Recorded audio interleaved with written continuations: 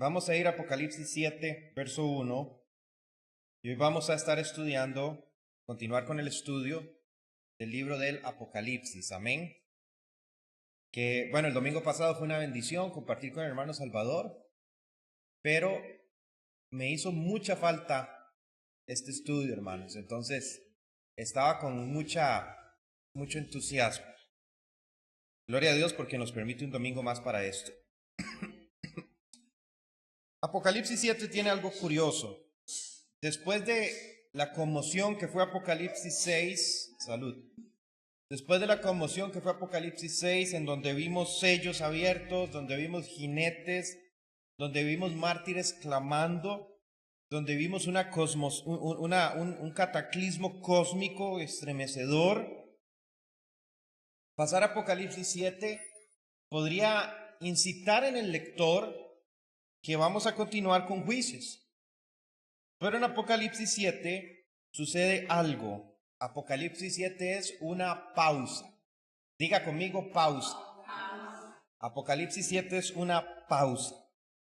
Y no es una pausa narrativa, es una pausa teológica. Y vamos a ver por qué. Apocalipsis 7 no es un avance cronológico. Interpreta lo que acaba de pasar y prepara al lector para entender cómo Dios protege a su pueblo de los juicios. ¿Cuántos recuerdan en el Éxodo las plagas que Dios mandó sobre Egipto? Amén. ¿Alguna de esas plagas tocó al pueblo de Israel en la tierra de Gosén? No. ¿Cuántos recuerdan cuando Dios, antes de eso, cuando Dios iba a destruir Sodoma y Gomorra? ¿Cuántos recuerdan eso? ¿Destruyó Dios las ciudades sin salvar a Lot? No. ¿Qué nos indica eso, hermanos? Él siempre protege a su pueblo, pero también nos indica algo más. El pueblo de Dios también pasa por los juicios, pero con la cobertura de Dios, que es muy diferente. Richard Buckman dice, Apocalipsis 7 no responde a la pregunta ¿cuándo?, sino a la pregunta pastoral más profunda, ¿quién puede permanecer firme? Y esta es la pregunta que vimos en Apocalipsis 6:17. ¿Quién puede permanecer firme el día de la ira del Cordero? Entonces, la Biblia, como no nos deja sin respuestas, dedica un capítulo entero a que nosotros comprendamos quiénes pueden permanecer firmes en medio de los juicios de Dios, que es el capítulo 7. Entonces, ¿quiénes pueden permanecer firmes el día de la ira del Cordero?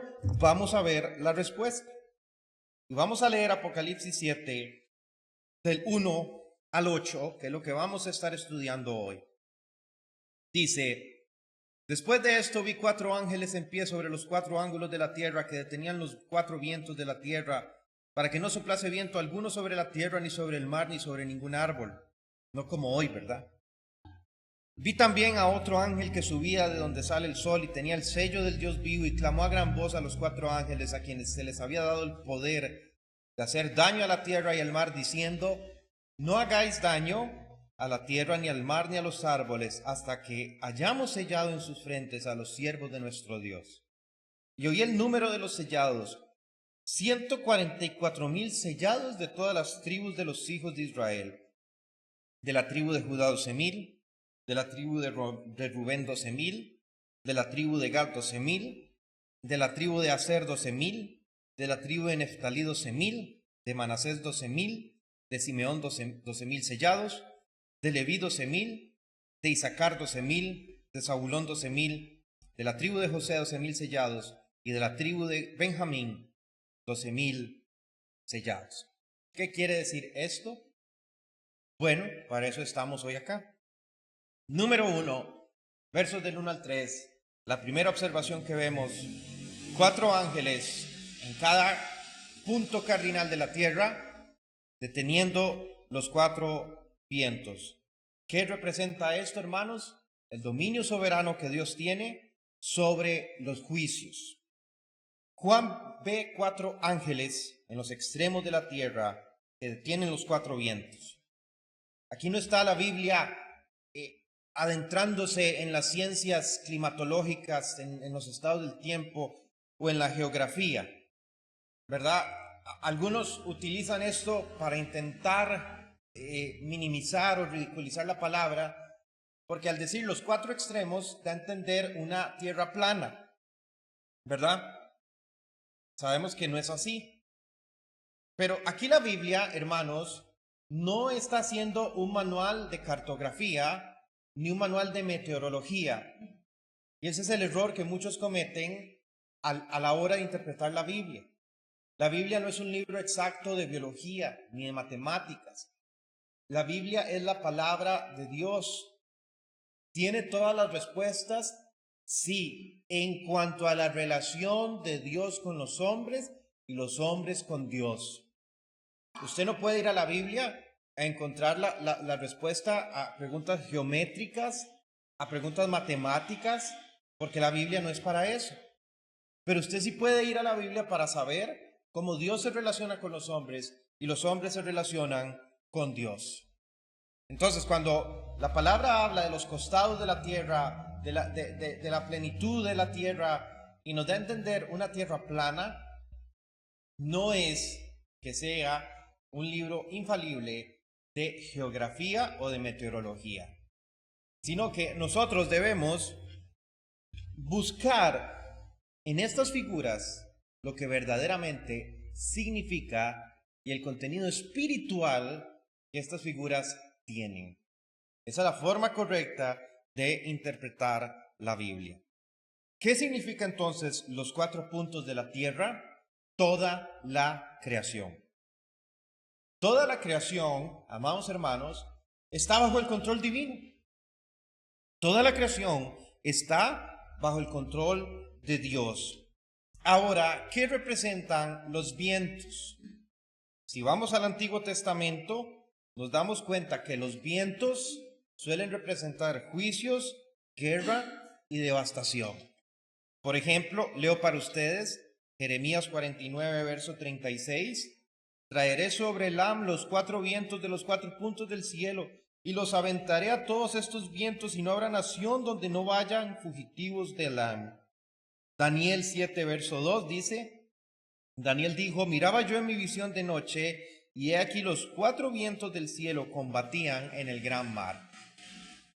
Entonces, ¿qué nos está diciendo la Biblia con esto?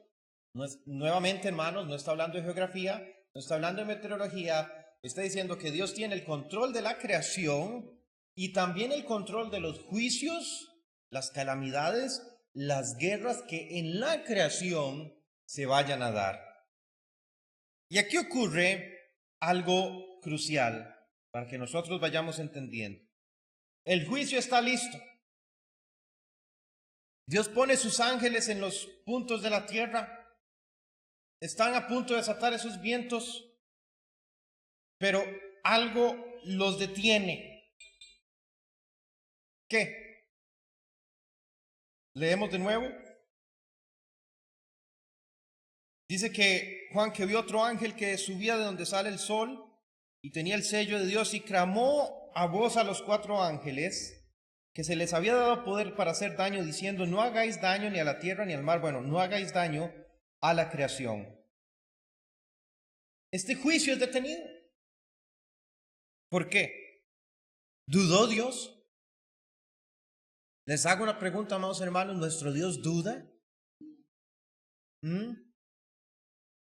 Nuestro Dios duda así como nosotros que, ay, ¿qué hago? ¿Qué? No sé. La duda viene por el desconocimiento. ¿Será posible que Dios dude conociéndolo todo? Jamás. Dios no duda. ¿Habrá detenido Dios este juicio porque el mal ganó un poco de tiempo? Tampoco. ¿Por qué estos juicios son detenidos? Porque Dios, y la respuesta correcta es esta, porque Dios primero asegura a los que son suyos. ¿Qué le dice el ángel, el quinto ángel que aparece aquí a los otros cuatro? Esperen hasta que todo el pueblo de Dios sea sellado. Y Calvino sobre esto decía: Dios no permite que el mundo sea sacudido sin antes haber afirmado a aquellos a los que le pertenecen. Volvemos de nuevo a los ejemplos del Antiguo Testamento, en donde Dios, antes de ejecutar un juicio, lo comunica a su pueblo y salva a su pueblo. Cuando Cristo estuvo con Abraham, haciéndole la promesa, el mismo Cristo dice: ¿ocultaré yo a mi amigo Abraham lo que he de hacer? ¿Usted ha leído eso en Génesis? Vea cómo es Dios, hermano. ¿Ocultará Dios a su pueblo lo que el Dios va a hacer? ¿Lo que Él va a hacer? Y Dios dice no. Y Dios le dice a Abraham: Abraham, el clamor de Sodoma y Gomorra es tan grande que ha llegado hasta mí, y yo he descendido para ver lo que han hecho estos pueblos, y el Señor los encontró reprobados completamente. Y he decidido destruirlos. He decidido traerlos de la faz de la tierra con fuego. Y Abraham intercede por los santos de Dios. Si hubieran 50 justos, no la destruiré por amor. Si hubieran 40, 30, 20, 25, Señor, permíteme que hable una vez más. Si hubieran 10 justos, no la destruiré por amor a los 10. Sin embargo, no habían 10 justos en las ciudades de Sodoma y de Gomorra. Hay una pregunta que nosotros debemos hacernos. Vamos a desviarnos del tema un instante. Y es: ¿por qué Dios destruyó a Sodoma, a Gomorra, a Adma y Zeboim? ¿Dios la destruyó Dios porque por el pecado de homosexualidad? No. Dios las destruyó porque el pecado y la inmoralidad sexual en estas ciudades era tan grande que ya ni siquiera los niños tenían inocencia. Esa es una barrera que Dios no permite que las sociedades superen. Cuando ya los niños pierden su inocencia. ¿Y cómo sabemos eso? Cuando los ángeles llegaron a la casa de Lot. Cuando los ángeles llegaron a la casa de Lot, dice que afuera de la casa de Lot se reunieron los varones, desde el más pequeño hasta el más grande. O sea, desde el más joven, desde los niños hasta los ancianos. Y todos se reunieron con la misma mala intención de violar a los ángeles que Dios había enviado. Entonces, esa es la razón por la que Dios destruye Sodoma y Gomorra.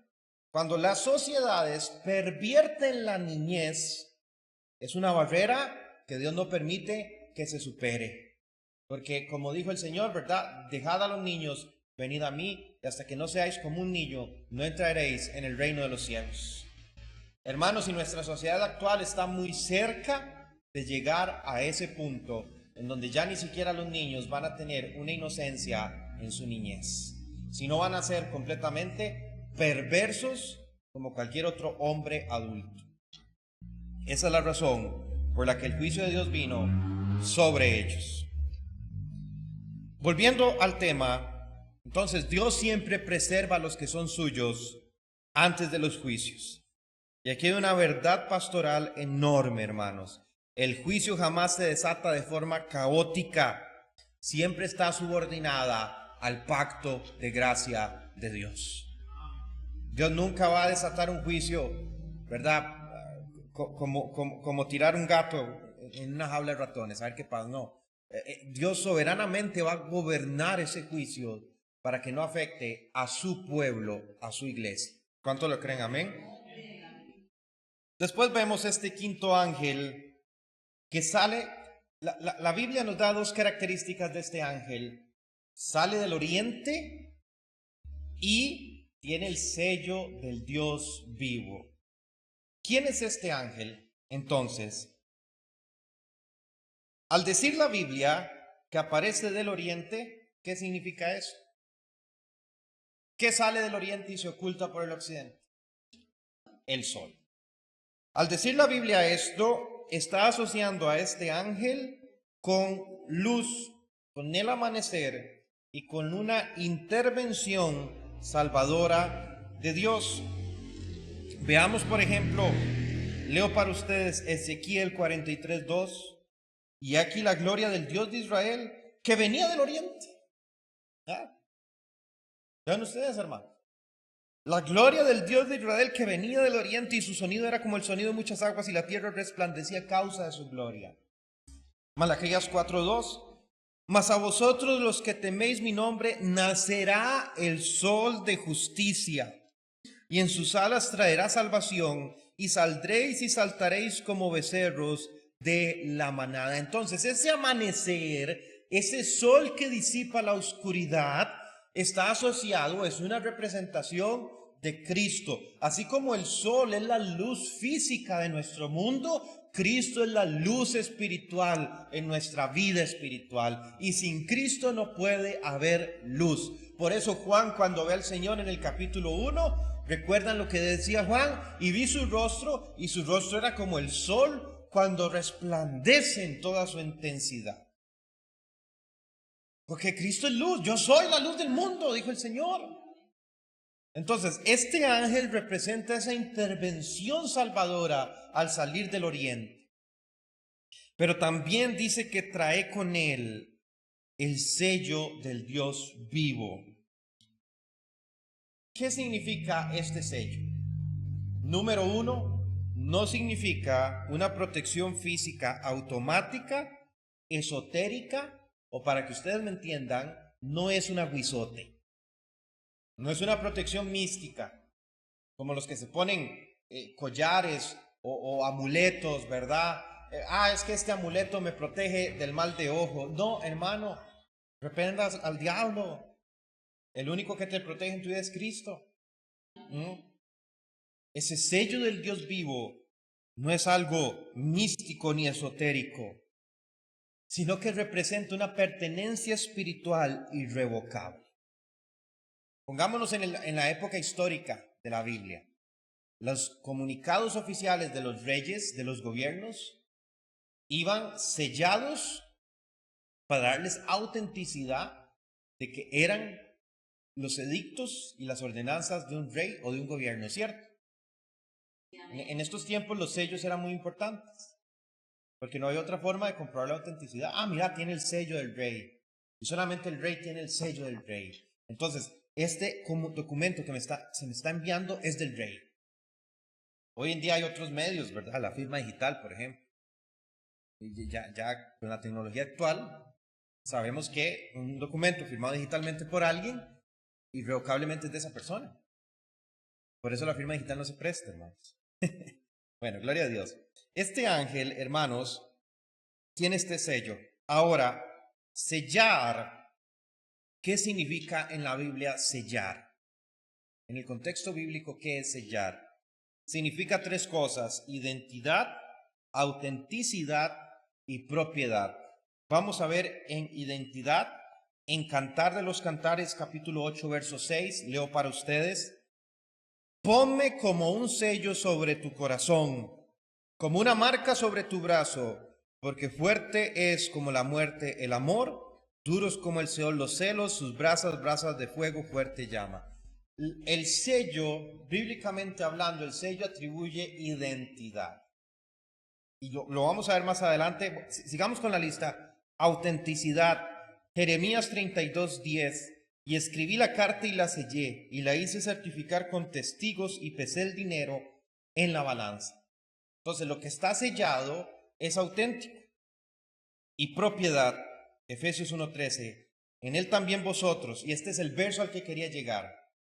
En él también vosotros, habiendo oído la palabra de verdad, el evangelio de vuestra salvación, y habiendo creído en él, ¿qué dice? Fuisteis sellados. ¿Con qué? Con el Espíritu Santo de la promesa. Vean ustedes el orden. Oímos la palabra de la verdad. el Evangelio. Creímos en el Evangelio. Y al oír y creer, pasó algo espiritualmente. Para que podamos entenderlo, aunque literalmente no es así, pero para que podamos entenderlo, cuando escuchamos el Evangelio y creemos en él, Cristo viene y con un sello nos hace en la frente, ¡pac! Y ese sello, que es el Espíritu Santo, dice propiedad de Jesucristo, no tocar. Entonces, todos los que han creído en el Evangelio tienen ese sello, que es el Espíritu Santo, ese sello que les da propiedad en Cristo. Esto es mío. El Señor puede decir a nosotros, mío es. Les da autenticidad como cristianos. Hay muchos que dicen ser creyentes, pero no están sellados con el Espíritu de Dios. Por lo tanto, no es auténtico, no es original. Y les da una identidad con Cristo. Entonces, yo me identifico como cristiano. Ojo, eso no quiere decir que soy perfecto, ¿verdad? Decir soy cristiano no significa que soy moralmente irreprochable, ni éticamente incuestionable, ni bondadosamente perfecto. Si me majo el dedo, me voy a acordar de la mamá de alguien, ¿verdad? Y por eso no dejo de ser cristiano. ¿Ah? Si me da sed y se me antoja tomarme una cerveza bien fría, no dejo de ser cristiano. O tomarme un trago de vino, o los que les gustan las emociones fuertes, un traguito de whisky, ¿verdad? No dejo de ser cristiano. Incluso si pecara y me pasé de la mano con los whiskies o con la cerveza, no dejo de ser cristiano. Estoy cometiendo un pecado, va a tener consecuencias, Dios va a tratar conmigo y me va a disciplinar. Sí, eso ni lo dude, hermano. Pero ese sello, amado hermano, ese sello que Dios puso en nosotros, que es el Espíritu Santo, es irrevocable. Porque dice la palabra, irrevocables son los dones y el llamamiento de Dios. Entonces, eso no se va a borrar con nada. Quiera la persona que se borre o tenga temor de que se borre, el sello del Espíritu Santo en alguien no se va a borrar con nada. Es propiedad de Cristo. Y sí, Cristo tiene propiedades que son rebeldes. Cristo tiene, ¿verdad? Cabritos, que son bien malcriados, pero son de Cristo. Son de Cristo. Son de Cristo. Y el Señor sabrá cómo tratar a las personas en su gran amor y misericordia. Que han estado en 20 iglesias, que han tenido 30 pastores, son de Cristo. Y el Señor sabrá qué hacer con ellos en su momento. Amén. Entonces nosotros tenemos este sello del Espíritu de Dios que nos identifica con Cristo, nos da autenticidad y nos da que somos de su propiedad. Y también nos da seguridad, 2 Timoteo 2:19. Y vea qué hermoso este versículo, hermanos. Busquémoslo, sí busquémoslo, por favor. Busquemos 2 Timoteo 2:19. Porque muchas veces por nuestra carnalidad, muchas veces por nuestro pecado, por nuestra iniquidad, el enemigo quiere hacernos dudar si verdaderamente pertenecemos a Él, a Dios. Pero aquí está este verso que derriba este argumento. Dice, pero el fundamento de Dios está firme. ¿Qué es esto? ¿Cuál es el fundamento de Dios? Cristo. El fundamento de Dios está firme. ¿Qué va a mover a Cristo? ¿Ah? ¿Qué va a hacer que Cristo se tambalee? Uy, se tambaleó mi salvación. Casi me desalvo. ¿Ah? El fundamento de Dios está firme, teniendo este sello. Conoce al Señor los que son suyos. Amén. El Señor conoce a los que son suyos, pero vea lo que sigue diciendo. Apártese de iniquidad todo el que invoca el nombre de Cristo. No es un permiso para pecar deliberadamente. No, yo no puedo pensar que sí, voy a ir a disfrutar del mundo, voy a ir a hacer esto, voy a hacer lo otro, igual Cristo me va a salvar. No, porque eso es más bien una alarma de que si verdaderamente hemos creído en Cristo o entendido quién es Él. Lo que yo estoy diciendo, hermanos, es que muchas veces por nuestros impulsos, por nuestra inmadurez, por nuestra fatuidad, para decirlo de una forma bonita, vamos a caer y vamos a fallar y vamos a pecar. Y ahí es donde el enemigo va a querer decirnos, usted no pertenece a Dios. Ahí es donde el enemigo va a querer decirnos, vea a sus hermanos en la iglesia. ¿Usted cree que ellos matan a una mosca? Ni eso. Pero ahí es donde viene esta palabra y nos dice, conoce el Señor a los que son suyos, y el sello de Dios está firme en nosotros, amados hermanos. Pero ojo a esto, si usted es de Dios, si usted invoca el nombre del Señor, se va a tener que apartar de la iniquidad. Nadie dijo amén.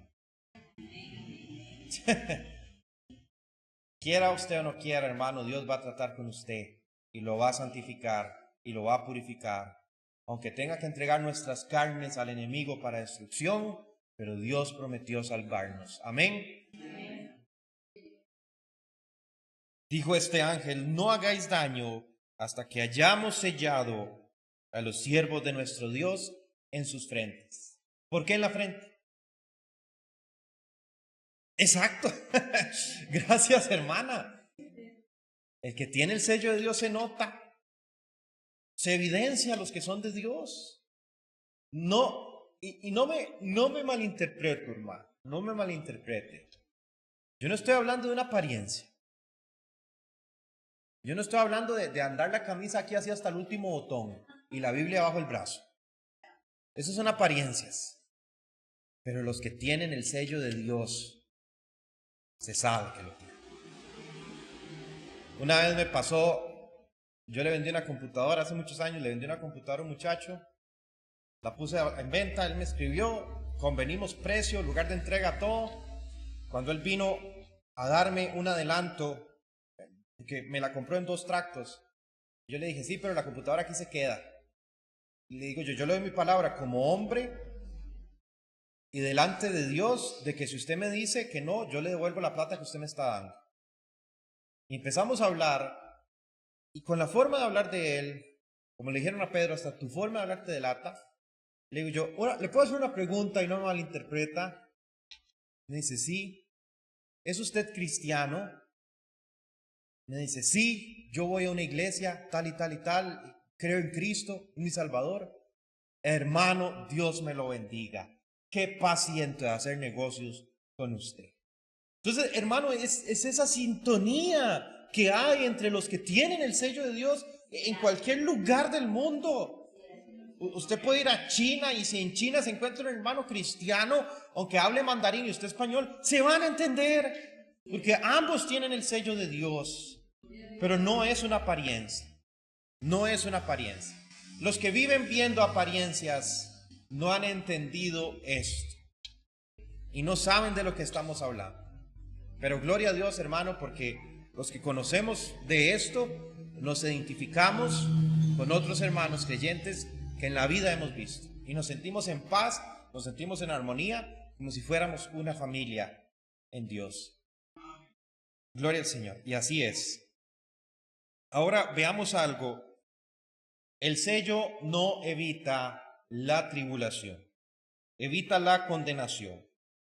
Como en Ezequiel 9, donde los que suspiran por el pecado de Jerusalén, puede anotar eso ahí después de leerlo, son marcados antes del juicio. ¿Qué quiere decir esto, hermanos? Que estar sellado no significa que Dios nos va, cuando llegue un juicio, no significa que Dios nos va a teletransportar a otra realidad en donde el juicio no nos afecte. No, tanto el creyente, no el crédulo, Dios libre, tanto el creyente como el incrédulo van a pasar por el juicio, pero el creyente va a ser librado por la mano poderosa de Dios, mientras que el incrédulo no lo va a hacer. ¿Ah? ¿Qué le dijo Dios a Noé? Noé, voy a inundar la tierra y voy a raer porque me arrepentí de toda esta cosa, y hay que entender eso bien, después lo vemos. Es más, podemos hacer un estudio del libro del Génesis después de este del Apocalipsis. Vamos a ver qué pasa, si Dios nos mantiene con vida. Sería bonito. Pero, ¿Dios qué le dijo a Noé? Noé, voy a hacer esto y a ti y a tu familia te voy a llevar a Marte, donde no va a haber diluvio. No. Noé, prepárate, hazte un barco así, así, así, así, porque voy a derramar un juicio sobre la tierra. Y Noé fue diligente. El pueblo de Dios tiene que ser diligente, hermanos. Y vino el diluvio, vino el diluvio, también vino sobre Noé y su familia, pero ellos estaban seguros en el arca. El arca fue un sello de Dios también en ese tiempo. Entonces pasa lo mismo, en este mundo van a venir guerras, pandemias, gobiernos, van a venir todas estas cosas, pero nosotros estamos sellados con el Espíritu Santo y Dios nos va a guardar de todo juicio que venga sobre la tierra. Amén. Bale, G.K. Bale afirma, el sellamiento no es una escapatoria del sufrimiento, sino una garantía de que el sufrimiento no tendrá la última palabra. Amén. Qué tremendo, amados hermanos, cuando entendemos que el cristianismo no es la cura ni la exención a los sufrimientos de la tierra. Porque si fuera así, ningún cristiano moriría de enfermedades o en accidentes o asesinados. Porque hay cristianos que se enferman y mueren por su enfermedad y Dios no los sana. Porque hay cristianos que son asesinados y Dios no hizo nada. Porque hay cristianos que mueren en un accidente y Dios no hizo nada. ¿Cuántos cristianos murieron en el 9/11? En los aviones, en las torres. ¿Por qué Dios no les mandó un sueño que no se montaran al avión? ¿Ah? Porque, hermanos, el cristianismo, la Biblia, no es para que nosotros escapemos del sufrimiento, sino para que nosotros tengamos la certeza de que en medio del sufrimiento Dios está con nosotros y eso no va a tener la última palabra en nuestras vidas. Qué tremendo. Cuando nosotros entendemos eso, nos fortalecemos en Dios. Porque hoy estoy aquí y mañana puedo morir. Hoy estamos aquí, hermano, y dentro de un tiempo usted le pueden decir, tiene una enfermedad terminal. ¿Y qué vamos a hacer? Dios, ¿por qué me dejaste abandonado? Vea qué hermoso, hermano, que los hermanos que yo he visto morir de enfermedades, nunca, a pesar de sus momentos tan dolorosos, a pesar de toda la incertidumbre y el dolor y todo, nunca fallaron en su testimonio como cristianos. Y glorificaron al Señor con sus muertes. Qué ejemplo de fe y de valor en Cristo.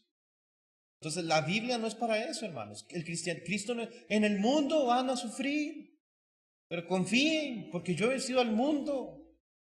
Y encontramos la respuesta a todas estas cosas. Ay, ¿por qué Dios permitió que el pastor Jorge se muriera? Porque era un hombre y se tenía que morir. Así como todos nosotros. ¿Ah? Nos dejó Dios abandonados desde que Toti se fue. ¿Ah? Agarró Dios los chunches y nos dijo a nosotros, adiós. Se fue Toti y ya aquí nada. ¿Ah? Aquí seguimos, hermanos. Y si yo me muriera o me fuera, o pase lo que pase, Dios va a seguir en este lugar. ¿Por qué? Porque Él tiene misericordia sobre su pueblo siempre, hermano. Por eso nos sella, por eso nos guarda, por eso nos ayuda en medio de las pruebas. Nosotros debemos de tener muy en cuenta eso. Y nuestra paz y nuestro descanso y nuestro reposo en medio de todas las cosas tiene que ser únicamente Cristo. Nada más. Gloria a Dios. Ahora vamos a analizar uno de los primeros números que aparece en este libro del Apocalipsis. Los 144,000. ¿Qué son estos 144,000? Los testigos de Jehová dicen que son ellos. Bueno, pues el último informe dice que hay alrededor de 20 y pico de millones de testigos de Jehová en todo el mundo. De ahí tienen que escoger a 144,000 entonces. A ver quiénes son. ¿Quiénes son o qué significa este número? ¿Es la iglesia? ¿Serán 144,000 los salvos durante la tribulación? Número uno, ningún número en la Biblia es literal. Eso es lo primero. Y después lo vamos a analizar cuando veamos el famoso 666.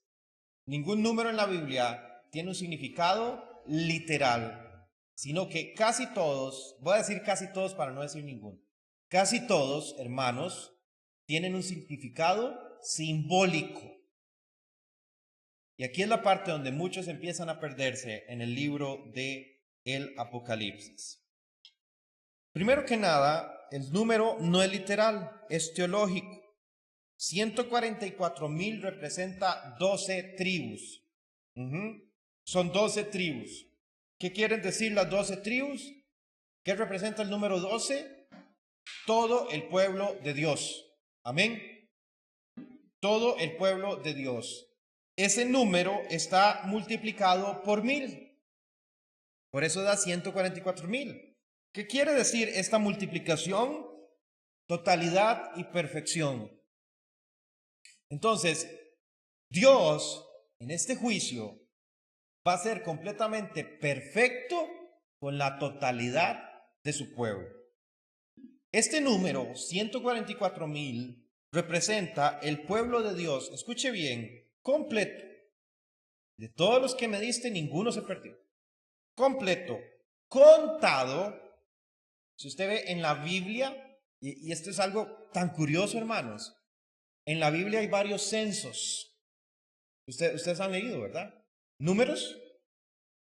Cuando el pueblo cuando Israel entra a Egipto, la Biblia detalla quiénes fueron los que entraron. Después la Biblia detalla quiénes fueron los que salieron. ¿Por qué? Esta información es importante.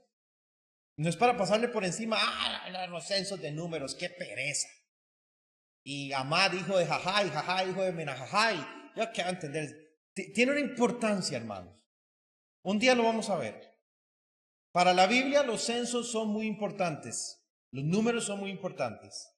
Entonces, es el pueblo de Dios completo, contado, conocido, sellado y preservado. Eso representa el 144,000. Pero vea lo curioso, Juan oye un número, pero cuando ve una multitud innumerable en el verso 9, que lo vamos a ver el próximo domingo. Juan oye 144,000, pero en el verso 9, ahí en Apocalipsis 7, él ve una multitud que no se puede contar. Y esto va a ser un patrón en Apocalipsis, hermanos. Oír un número o algo simbólico y ver su realidad expresada.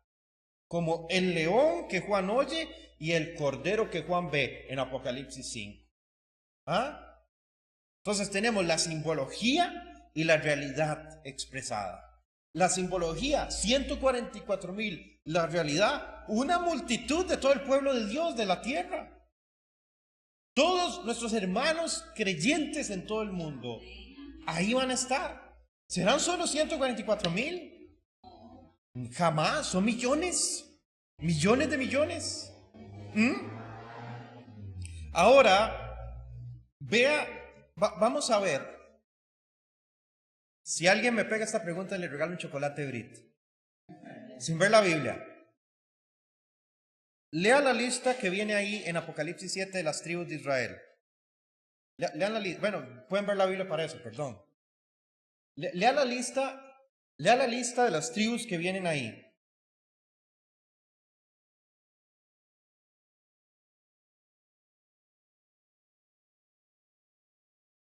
Dígame, y no le pregunte ChatGPT.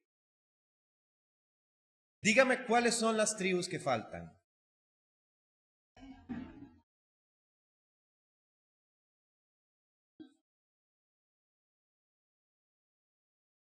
Ajá. ¿Y cuál es la otra tribu que falta? Ya el hermano Willy dijo una. Se ganó medio chocolate.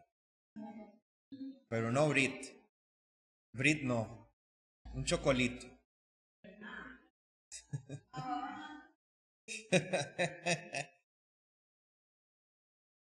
A la 1, a las 2, a las 3, a las 4, 5, 6, 7, 8, 9.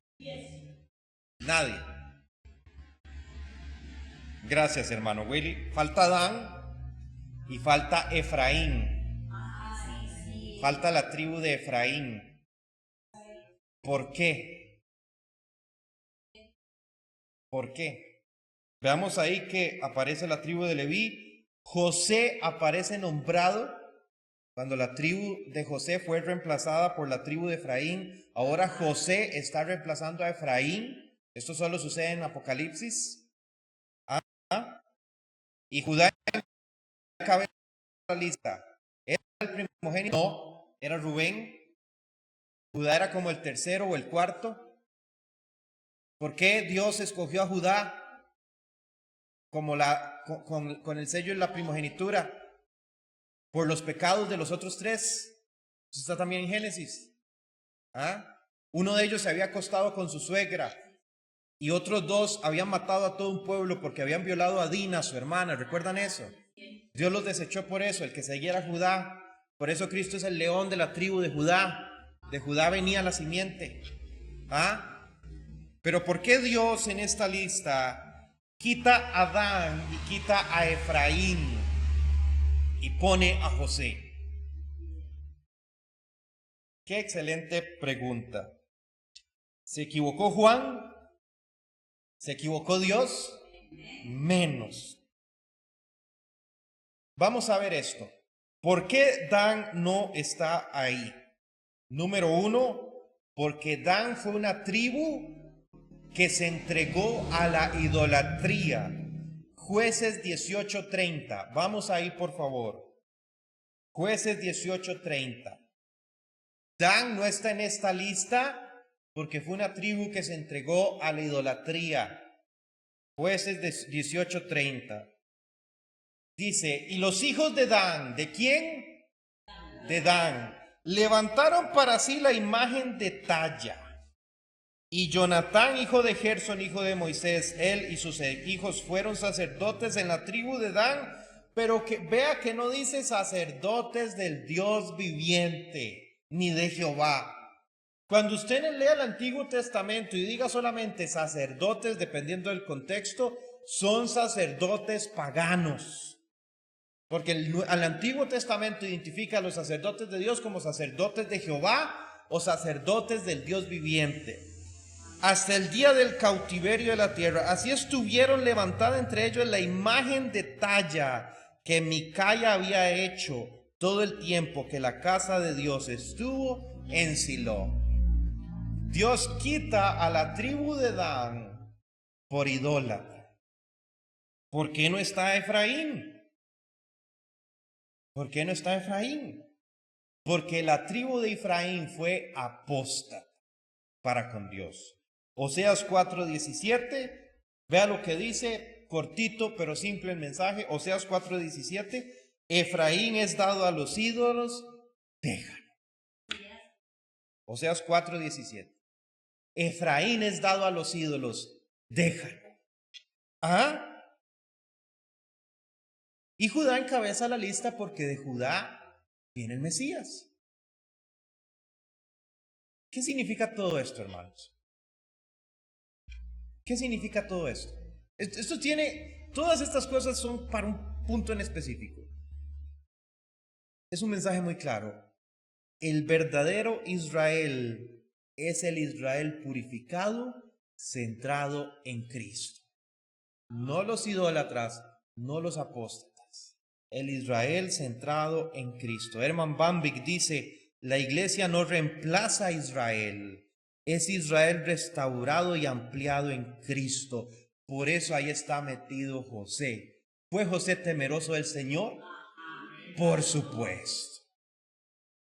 Por eso Dios mete ahí a José, porque José sí representa el pueblo de Dios, junto con las demás tribus. Efraín y Dan no lo representan. De hecho, la profecía de Jacob para Dan es: será Dan serpiente al camino. Vea qué tremendo, hermano. Este pueblo, estas 12 tribus, no representan ya una etnia, representan al verdadero pueblo de Dios, perfeccionado. ¿Por qué? Yo les hago una pregunta. ¿Dios es un Dios de reemplazos? ¿Reemplaza a Dios lo que no le sirve? No, no, no, hermano, no. Pongámoslo de esta forma, como lo dice el dispensacionalismo. Israel le falló a Dios, entonces Dios puso la iglesia. ¿Ah? No. Israel y la iglesia es lo mismo, porque es el pueblo de Dios. Dios no reemplazó a Israel, porque Israel ya no me sirve, voy a poner la iglesia, que empezamos desde cero. No cambió de novia, de novio, así como ya no vamos con... No. Dios no reemplaza lo que no le funciona, hermano, sino que Dios perfecciona lo que no le funciona. Por eso hoy en día el Israel no es étnico, es espiritual en Cristo. El pueblo que se somete a Cristo, el pueblo que adora a Cristo, ese es el verdadero Israel de Dios. Si Dios reemplazara, yo no sé usted, pero a mí ya me hubiera reemplazado hace tiempo. Pero Dios no reemplaza, Dios perfecciona. Dios no se rinde, Dios gana con nosotros y nos gana a nosotros, amados hermanos. Entonces veamos esto. Apocalipsis fue escrito para las iglesias perseguidas del primer siglo, mayormente iglesias de gentiles. Decirles que este texto solo habla de un Israel futuro habría sido inútil. Un griego, un sirofenicio, un romano, un galo que hubiera leído esto en ese tiempo: Dios va a salvar solo a los de la etnia de Israel, yo me voy a perder. Yo no estoy sellado porque no soy israelita de sangre. No, hermano. ¿Qué dice el Nuevo Testamento? Gálatas 3:29. Si sois de Cristo, el linaje de Abraham sois. Por israelita. Romanos 2:28 al 29. El verdadero judío es el que lo es en su interior, no en su exterior. Y la verdadera circuncisión, es del corazón, no de la carne. Y Efesios 2, un solo cuerpo, una sola iglesia, un solo pueblo, un solo Dios y un solo Señor, sobre todo Jesucristo. Nosotros somos el pueblo de Dios. La iglesia es el pueblo de Dios. El Israel de Dios, hermano, está aquí. Ya no es por etnias, sino que el pueblo de Dios es uno, compuesto de personas de toda lengua, de toda nación y de todo pueblo. Amén. Eso es lo que este número quiere decir. 144,000, la plenitud del pueblo de Dios sellado y salvado de los juicios. ¿Entendemos esto, amada iglesia? Apocalipsis 7, como dicen algunos, no es un paréntesis dispensacional. Es una afirmación del pueblo redimido en Cristo, sellado y guardado. Entonces, Willy es alemán, casi aquí todos somos ticos, por aquí tenemos hermanitos nicaragüenses, puede llegar un chino, puede llegar un hindú, es Israel de Dios, pueblo de Dios, Cristo.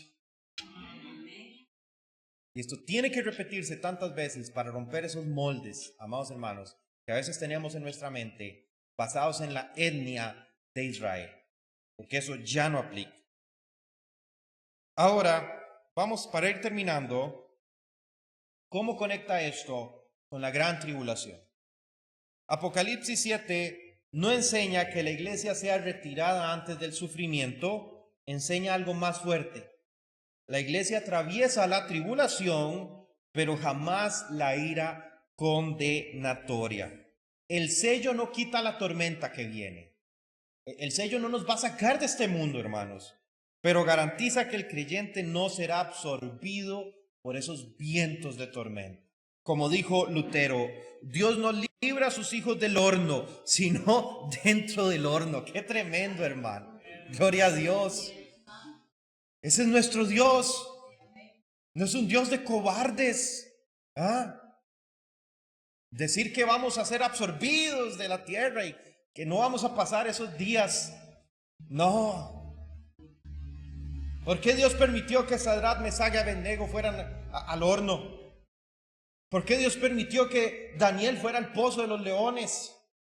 ¿Por qué no los raptó? ¿Ah? Porque ahí es donde Él manifiesta su poder. ¿Cierto? Cuando el rey Darío, dice el libro de Daniel que trabajó toda la noche Darío como buen abogado, intentando librar a Daniel. Y los sabios de Darío le decían, rey, es su edicto, usted no puede retractarse. ¿Ah? Tiene que castigarlo, tiene que condenarlo. Dice que el rey con gran sufrimiento, sí, es mi ley, es mi edicto, no puedo retratarme, principio de legalidad. Entonces, Daniel, lo siento mucho, te condeno al foso de los leones. Y los leones no habían comido en una semana. Y al día siguiente, Darío se acerca al pozo de los leones y este hombre, de tanto ver a Daniel, algún tipo de fe tenía. Y le dice algo muy interesante. ¿Qué fue lo que le preguntó? ¿Qué fue lo que le preguntó Darío a Daniel cuando lo lanzó al foso de los leones al día siguiente?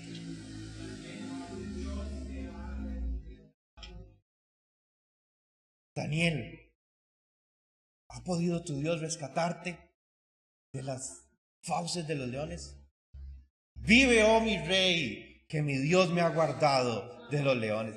Entonces, ¿por qué Daniel no fue raptado? Para que Darío no lo echara al pozo de los leones. Porque Dios no es un Dios de cobardes, hermano. Porque Dios es un Dios que se manifiesta en lo caliente del horno, como le pasó a Sadrach, Mesach y Abednego. Señor, rey, echamos 3 hombres, pero ahí vemos 4. Y el cuarto parece un Dios. ¿Ah? Y eso es lo que nosotros a veces no entendemos, hermanos. No es que Dios me va a librar para que yo esté cómodamente. Es que en medio de la prueba, en el momento en que yo sienta que ya no puedo más, Dios va a manifestar sus fuerzas. Porque Dios es un Dios de valientes. Y la palabra nos dice que no tenemos espíritu de cobardía, sino de poder, amor y dominio propio. Los cristianos no son cobardes. No es lo mismo ser manso que menso, ¿verdad? Los cristianos no son cobardes. De hecho, el que menos debería ser cobarde es un cristiano. Lástima que en las iglesias no se predique de esto, del pecado de la cobardía. Uy, hermanos, es una bofetada. Un día vamos a hablar de eso, gloria a Dios. Alguien que lo apunte por ahí y me recuerde hablar de eso un día. Yo siempre digo temas muy buenos y se me olvidan. Y a veces es bueno hacer pausas de estos estudios y hablar de algo temáticamente específico. Ese es un buen tema, el pecado de la cobardía. Gloria a Dios, terminemos. Conclusión. ¿Quién puede permanecer en pie? Apocalipsis 6:17 nos hace una pregunta. ¿Quién puede permanecer en pie? Ya aquí tenemos la respuesta. Los que han sido sellados, los que pertenecen al Cordero, los que han sido contados por su nombre y los que están en Cristo. O sea, usted y yo, amado hermano, y dele la gloria al Señor solamente. Amén. Hermano, la esperanza de la iglesia no está en escapar del mundo. La esperanza de la iglesia no puede estar en ser raptados y librarnos y que Dios nos va a hacer que no. Así no funciona. La esperanza de la iglesia es pertenecer a Dios en medio de las tribulaciones. Amén. Cuando el mundo tiemble, cuando los sellos se abran, cuando la historia parezca desmoronarse, Dios ya tiene contados a los suyos y ninguno se perderá. Vuelvo a recitar la escritura para ustedes, 2 de Timoteo 2:19. Conoce Dios a los que son suyos. ¿Cuántos lo creen? Amén. Hermanos, si alguno cree en el rapto secreto, lo que digo no es para ofenderlo, ¿verdad? Respeto su posición, no la comparto, respeto su posición, podemos sentarnos a hablar de eso, pero la palabra hoy nos da evidencia de otra cosa, ¿verdad? Sin embargo, si usted insiste en creer que va para arriba y yo estoy equivocado, vamos todos para arriba, porque adoramos y servimos al mismo Cristo, amén. La escatología nunca debería dividir a una iglesia. Gloria al Señor, por eso hermanos, seguimos la otra semana.